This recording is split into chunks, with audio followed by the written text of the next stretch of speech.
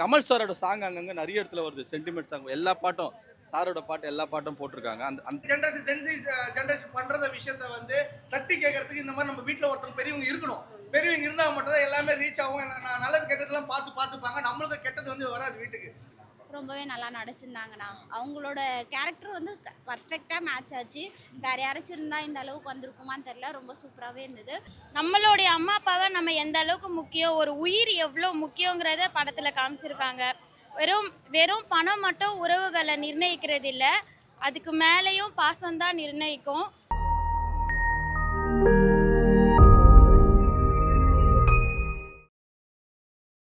காமெடியாக இருந்தது, நல்லா பக்காவாக எடுத்திருக்காங்க. ஃபேமிலி பேஸ் படம், ஃபேமிலியாக கண்டிப்பாக வந்து பார்க்கலாம்.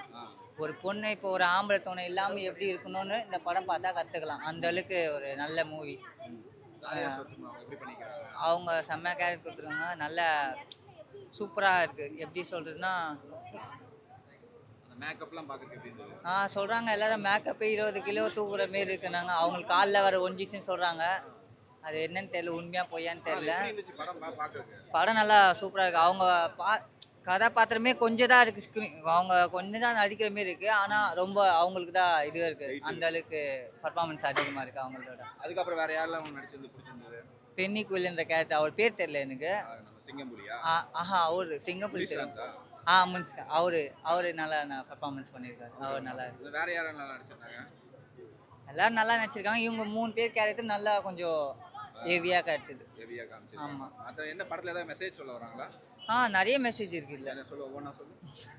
எப்படி ஒன்று நான் சொல்லுன்னா படம் பார்த்தாதான் உங்களுக்கு தெரியும். சொல்லு, சும்மா என்னென்ன மெசேஜ் ஒரு பாயிண்ட் ஏதாவது சொல்லிவிடுவேன். நான் ஃபுட்டேஜ் வேணும்ல.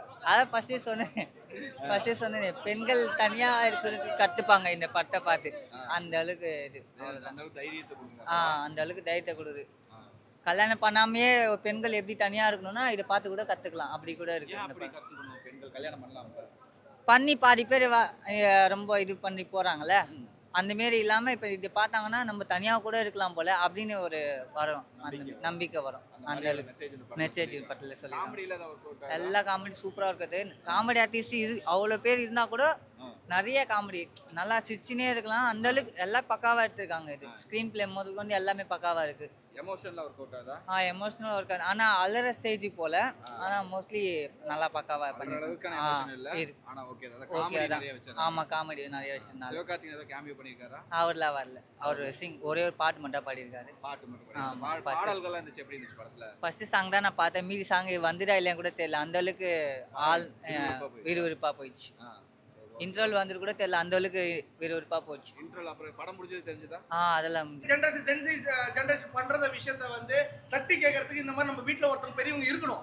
பெரியவங்க இருந்தா மட்டும் தான் எல்லாமே ரீச் ஆகும். நான் நல்லது கெட்டதெல்லாம் பார்த்துப்பாங்க. நம்மளுக்கு கெட்டது வந்து வராது வீட்டுக்கு. அவங்க எப்படி ரூல் பண்ணணும், வாழ்க்கைனா எப்படி வாழணும், நாளைக்கு என்ன தேவை, அதான் மெசேஜ். இன்னைக்கு எல்லாமே ஆடிட்டு ஊதாரித்தனம் பண்ணிட்டு போக கூடாது. இன்னைக்கு சம்பாதிக்கிறது இன்னைக்கே சேர்த்து வச்சுக்கிட்டு நாளைக்கு என்ன வாழ்க்கை வாழ்றதுதான் வாழ்க்கை. நம்ம அப்பா அம்மாவை என்னைக்குமே விட்டு கொடுக்க கூடாது. கல்யாணம் ஆனாலும் எப்பவுமே விட்டு கூடாது. தாயை விட்டே கொடுக்க கூடாது. அதுதான் மெசேஜ். அதை வந்து அவங்க வந்து எப்படி பண்றாங்க கதை, அது வந்து பாருங்க, சூப்பரா இருக்கு. செம்ம ஹிட். சூப்பர். சிவகார்த்திகேயன் அவருக்கு வாழ்த்துக்கள். பார்க்கறதுக்கு நாங்க எந்த ஒரு எக்ஸ்பெக்டேஷனும் இல்லாம வந்து பார்த்த மூவி ரொம்பவே சூப்பரா இருந்தது. நாங்க நினைச்சு கூட பார்க்கல இந்த அளவுக்கு நல்லா இருக்கும் அப்படின்னு சொல்லிட்டு. அவங்க எப்படி நடிச்சிருக்காங்க? ரொம்பவே நல்லா நடிச்சிருந்தாங்கண்ணா. அவங்களோட கேரக்டர் வந்து பர்ஃபெக்டா மேட்ச் ஆச்சு. வேற யாராச்சும் இருந்தா இந்த அளவுக்கு வந்திருக்குமான்னு தெரியல. ரொம்ப சூப்பராகவே இருந்தது. கேர்ள்ஸ் எல்லாம் மோஸ்ட்டாக வந்து பார்க்க வேண்டிய படம். ஒரு ஃபேமிலியை எப்படிலாம் ரன் பண்ணலாம், ஒரு ஜென்ஸோட துணை இல்லாமல் கேர்ள்ஸாக எப்படி இந்த ஒரு ஃபேமிலியை ரன் பண்ணலாம், ஃபேமிலி கேர்ள்ஸ் எல்லாரும் மோஸ்ட்டாக வந்து பார்க்குற மாதிரி இருக்கும் அந்த படம். எப்படி சொல்றது, ஒரு நார்மல் இல்லாமல் அவங்க ஒரு பெரியவங்களா ஏஜில் பெரியவங்களா இருந்தாலும் அந்த ஊருக்குமே அவங்க ஒரு ஆள்லாம் மாசாக இருப்பாங்க. அந்த தாய் கழுவினா சும்மா ஏதோ தாய் கழுவி அப்படின்ற மாதிரி இல்லாமல் தாய் கழுவின்றது ஒரு மாசா காட்டியிருந்தாங்க இந்த படத்தில். காமெடிலாம் சூப்பராகவே இருந்தது. அவங்களோட சன்னெல்லாம் ரொம்பவே சூப்பராக பண்ணியிருந்தாங்க. அவங்களோட கேரக்டர் என்னென்னமோ அதுக்கேற்ற மாதிரி சூப்பராக பண்ணியிருந்தாங்க. படத்துல எமோஷன் கனெக்ட் ஆகுதா? கனெக்ட் ஆகுதுண்ணா. கேர்ள்ஸ்க்குலாம் மோஸ்ட்டாக எமோஷன் கனெக்ட் ஆகும். அந்த அளவுக்கு அழுகுற அளவுக்கு சீன் இல்லைனாலும் ஹார்ட் டச்சிங்காக ரொம்பவே சூப்பராக இருந்தது படம். இல்ல அந்த மாதிரி எதுவும் இல்லை. என்ன பெண்களுக்கான மெசேஜ்? ஆமா, பெண்களுக்கான மெசேஜாவும் சொல்லலாம். எப்படி சொல்றது, ஒரு அம்மா பாசனும் சொல்லலாம், மகனுக்கும் அம்மாவுக்கும் இருக்க பாசனும் சொல்லலாம். இல்ல பொண்ணுனா இப்படிதான் இருக்கணும், இப்படிலாம் சேவிங்ஸ் பண்ணும் அப்படின்ற மாதிரி ஒரு மெசேஜ் சொல்லியிருக்காங்க. ரெண்டுமே வச்சு சொல்லலாம். படம் ரொம்ப சூப்பராக இருந்துச்சு. படம் நல்லா இருந்துச்சு. அவங்க dialogue delivery super. Way of convey informations ரொம்ப சூப்பர். படத்தில் இன்னைக்கான யூத்துக்கு கொடுக்க வேண்டிய இன்ஃபர்மேஷன் ரொம்ப கிளாரிட்டியாக கொடுத்துருக்காங்க. ப்ளஸ் எப்படியுமே கண்டிப்பாக ஃபேமிலியோடு வந்து பார்ப்பாங்க. அதை விட தாத்தா பாட்டிகள்லேருந்து உள்ளே உட்காந்துட்டு இருக்காங்க. எல்லா படத்துக்கும்லாம் அவங்க வந்து நான் பார்க்கல. நிறைய தாத்தா பாட்டி அப்படிங்கிறவங்க இருக்காங்க. ராதிகா சரத்குமாரோட கேரக்டரை சொல்லும்போது த வே ஆஃப் கன்வே டெலிவரி ரொம்ப சூப்பர். அவங்களுடைய டெலிவரி மெசேஜஸ் வந்து ரொம்ப ரொம்ப இப்போ இருக்கிற சுச்சுவேஷனுக்கோ இந்த காலத்து பசங்களுக்கு எல்லாருக்குமே தெரியணும்.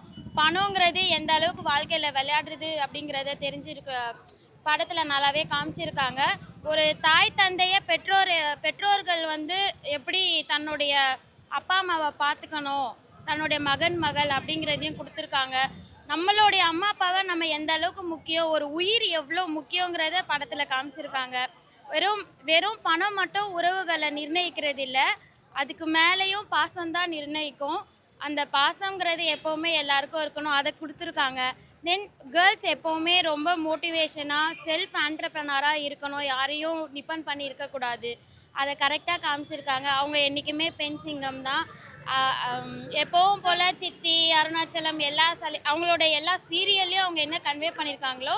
ஆக்சுவலி ராதிகா அப்படின்னாலே அவங்க எப்போவுமே ஒரு ஹீரோ தான். அவங்க வந்து எப்போவுமே ஒரு பெண் சிங்கம் தான். அதை வந்து உண்மையாகவே அவங்களோட எல்லா சீரியல்லையும் பார்த்தீங்கன்னா விமனோட ஃபஸ்ட்டு அரசியலெல்லாம் ரொம்பவே நடிச்சிருப்பாங்க. விமன்னா எப்படி இருக்கணும், அவங்க எப்போவுமே விமன் இஸ் அ பவர் அப்படி தான் சொல்லுவாங்க ராதிகா மேம்.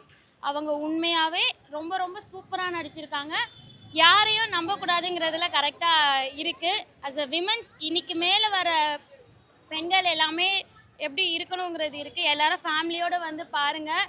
அவங்களோட நடிப்பு super. And makeup Kamal sir தசவதாரத்தில் 10 இது போட்டாங்க. விமன்ஸில் யாரும் போட மாட்டாங்களா கேட்டாங்க.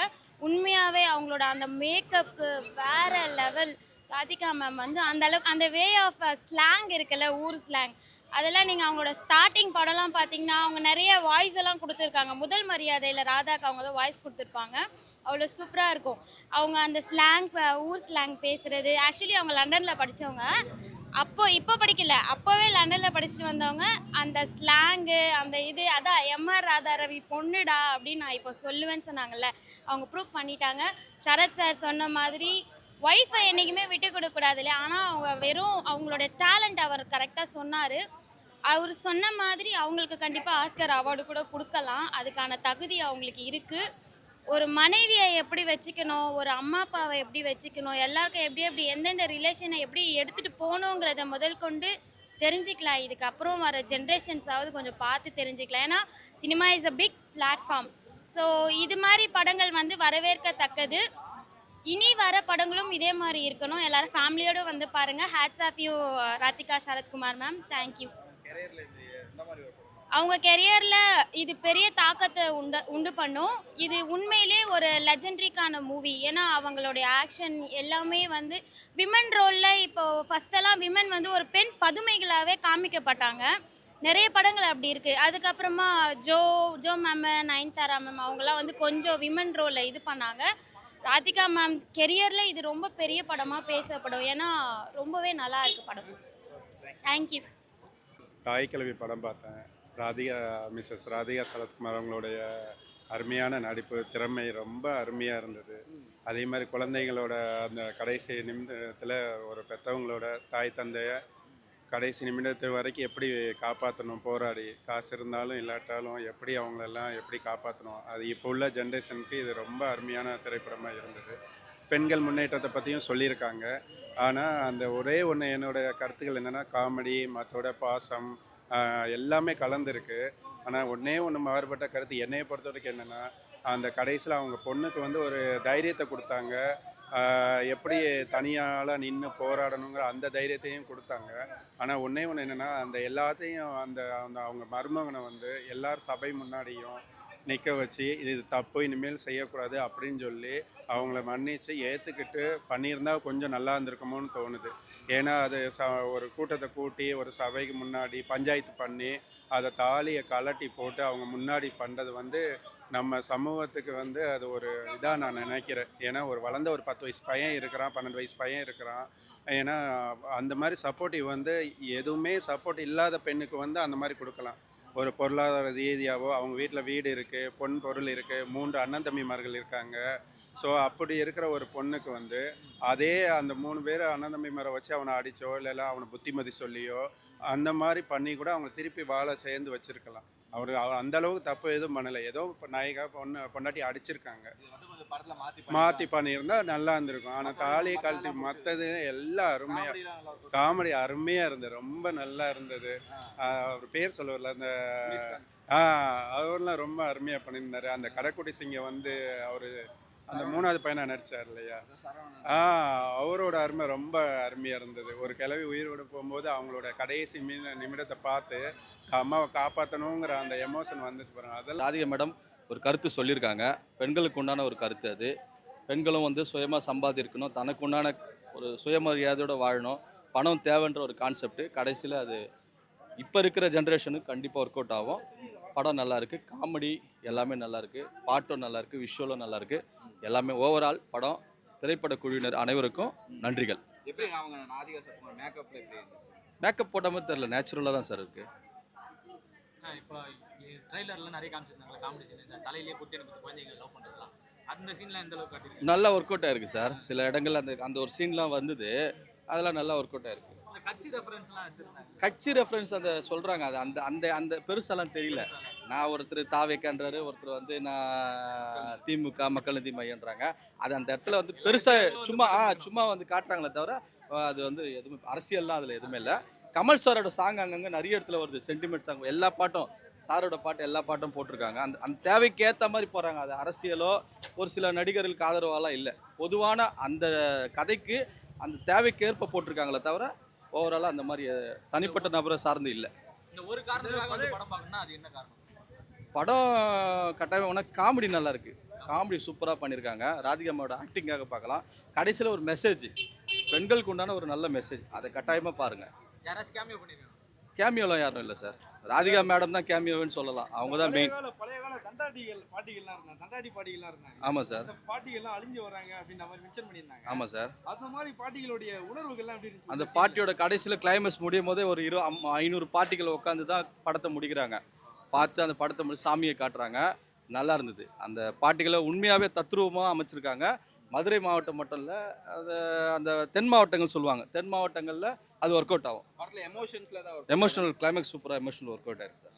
கண்ணீர் வர மாதிரி. கட்டாயமா கண்ணீர் வரா மாதிரி இருக்குது. ஒரு சீன் கண்ணீர் வரா மாதிரி. டைரக்டர் எப்படி பண்ணிருக்காரு? ஃபர்ஸ்ட் சூப்பராக பண்ணியிருக்காரு. முதல் படம் மாதிரியே தெரியல. ஒரு எஸ்கே இத ப்ரொடியூஸ் பண்ணிருக்காரு. அவருக்கு ஏதாவது சொல்லுங்க. எஸ்கேக்கு அதுதான் ஒரு வாழ்த்துக்கள். இது மாதிரி ராதிகா கூடவே வந்து மற்ற படங்களும் ரீரிலீஸ் ஆகிருக்கு, திரைப்படமும் ரீரிலீஸ் ஆகிருக்கு. எந்த படத்துக்கு ஆதரவு அதிகமாக இருக்கும்னு நினைக்கிறீங்க? நாங்கள் இந்த படம் பார்த்தோம், எங்களுக்கு இது பிடிச்சிருக்கு. அடுத்த படம் பார்த்தா அது ஏனோ சொல்லுவோம். சினிமா விளையாட்டுலேயே முறையாக பார்த்தீங்கன்னா ஹஸ்பண்ட் படம் ஒன்றா வந்திருக்கு, சங்கா படம் வந்திருக்கு, ராதிகா படம் வந்திருக்கு. எப்படி பார்க்குறீங்க? கட்டாயமாக பார்க்கணும். அந்த படம் பார்த்துட்டு தான் சார் சொல்ல முடியும். இது ஆனால் நல்லா வந்திருக்கு, மேடம் நல்லா பண்ணியிருக்காங்க. இந்த மாதிரி நிறைய படங்கள் அவங்க பண்ணணும். ரோல் ஃபர்ஸ்ட் வந்து ரஜினிகாந்த் சார் பண்ணுற மாதிரி இருந்துச்சு, இப்போ ராதிகா பண்ணியிருக்காங்க. அந்த ரோலுக்கு எந்த அளவுக்கு ஜஸ்டிஸ் பண்ணியிருக்காங்க? இல்லை, ரொம்ப அது சூப்பராக பண்ணியிருக்காங்க. கரெக்டான ஆப்ட், மேடம் கரெக்டான ஆப்ட். ஏன்னா அவங்க எவ்வளோ ஒரு 45 வருடம் அனுபவம் அவங்களுக்கு. அவங்க எல்லா கதாபாத்திரத்தையும் பண்ணியிருக்காங்க, சூப்பராக பண்ணியிருக்காங்க. ஸோ இந்த ரோலை பார்க்கும்போது உங்களோட பாட்டி ஞாபகம் உங்களுக்கு வந்துச்சா? கட்டாயமாக சார், எங்கள் பாட்டி. ஆனால் அந்த மாதிரி பெரிய கம்பெல்லாம் நான் பார்த்துட்டு இந்த திரைப்படத்தை பார்த்தா இருக்குது. இந்த படம் வந்ததுக்கப்புறம் நிறைய பேருக்கு பாட்டிகள் ஞாபகம் வரலாம். எந்த சீன் ஞாபகம் வச்சு பாட்டி ஞாபகம் வச்சு? இல்லை, ஆரம்பத்துலேருந்தே அவங்கள காட்டும் போதுலேருந்து வந்திருக்கு சார், பாட்டி ஞாபகம் வருது. நல்லா தான் பண்ணியிருக்காங்க. இப்போ இந்த மாதிரி பாட்டிகள்லாம் பார்க்க முடியல, ரேராக தான் பார்க்க முடியும், தண்டட்டி பாட்டிகள். அதை எப்படி பார்க்குறீங்க? ஆமாம், இப்போ எல்லாம் குறைஞ்சிருச்சு இல்லை சார். இப்போது என்ன காரணம் நினைக்கிறீங்க? எனக்கு மாடர்ன் ஆகிட்டான்லாம் சொல்ல முடியாது. சில கிராமப்புறங்களை நம்ம எல்லாரும் போய் பார்த்தா தெரியும். நமக்கு குறைய வாய்ப்பு இல்லை. சில இடங்களில் இருக்காங்க, நமக்கு தெரியல, அவ்வளோதான். இங்கே சென்னையில் இருக்கிறது தான் நமக்கு தெரியல. உங்களுக்கு ஏதாவது சின்ன வயசு மெமரி வந்துச்சா படம்? கட்டாயமாக பார்த்து வந்தது சார். நான் ஊர் சைட்லாம் நம்ம போகும்போது நாங்கள் பார்த்துருக்கோம். பாட்டில் அந்த அளவுக்கு ஒர்க் அவுட் பாட்டு ரொம்ப பெரிய அளவில் சொல்ல முடியலனாலும் கதைக்கு ஏற்ற மாதிரி ஓரளவுக்கு வந்திருக்கு சார், நல்லா வந்திருக்கு. 3 சாங் தான், அந்த 3 சாங் நல்லா இருக்குது. கடைசியில் கமல் சார் பாட்டை போட்டு தான் கிளைமேக்ஸை முடிக்கிறாங்க ஃபுல்லாக. விரும்மாண்டி சாங் போட்டு, விரும்மாண்டி சாங்கு நல்லா ஒர்க் அவுட் ஆயிருக்கு. ராதிகாவை தாண்டி ஒரு கதாபாத்திரம் நல்லா பண்ணியிருக்காங்க, யார் பண்ணியிருக்காங்க? ராதிகாவை தாண்டி யாரும் பண்ணல, அவங்க தான் நம்பர் 1. அதுக்கப்புறமா அவங்களுடைய மகன்கள் நல்லா சூப்பராக பண்ணியிருக்காங்க. அந்த 3 பேர் கேரக்டரும் சூப்பராக பண்ணியிருக்காங்க. எல்லாமே பண்ணியிருக்காங்க, நல்லா பண்ணியிருக்காங்க. இந்த படத்துக்கு 10க்கு எவ்வளோ ரேட்டிங் கொடுப்பீங்க? அப்போ எவ்வளோக்கு சார்? 10க்கு 8 கொடுக்கலாம் சார். 8 கொடுக்கலாம். கரெக்டாக ஒர்த்து சார், கண்டிப்பாக ஒர்த்து. ஃபேமிலியாக வந்து பார்க்கலாம். ஃபேமிலியாக வந்து பாட்டு நல்லா சந்தோஷமாக போகலாம். இந்த படம் கட்டாயம் ஹிட் ஆகும்னு நினைக்கிறீங்களா?